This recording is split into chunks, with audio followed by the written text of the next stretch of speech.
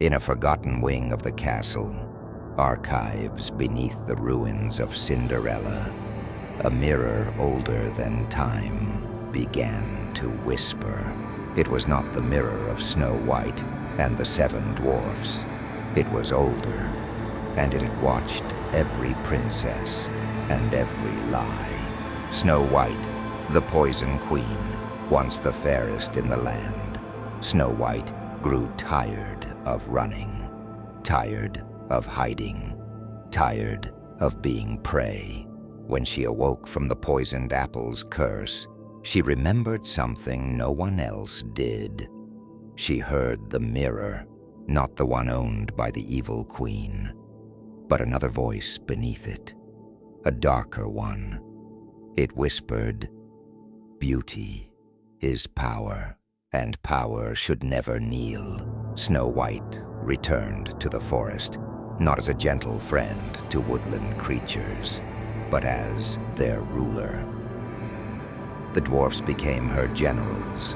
The forest became her kingdom.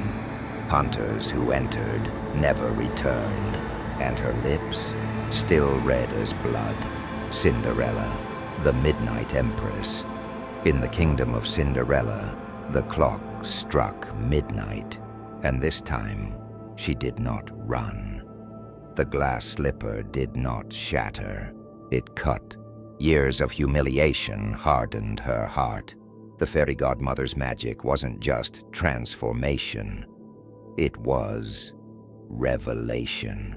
She saw the weakness of nobles, the greed of royals, the fragility of kingdoms.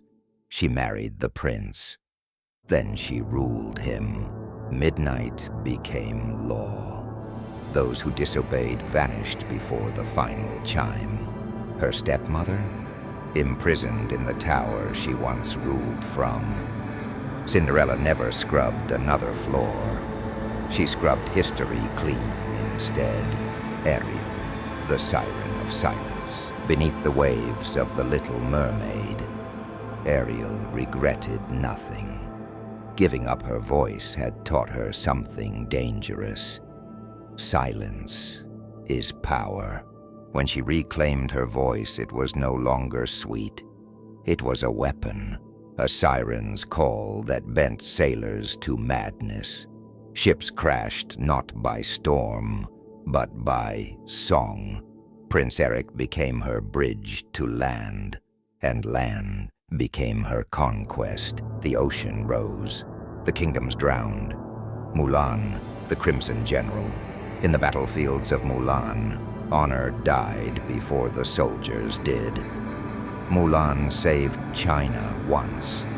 That was enough. She saw corruption in the court, weakness in the emperor, arrogance in the generals. War had sharpened her, not softened her. So she took control. The armies followed her loyalty, not the throne. And when rebellion sparked, it was extinguished swiftly.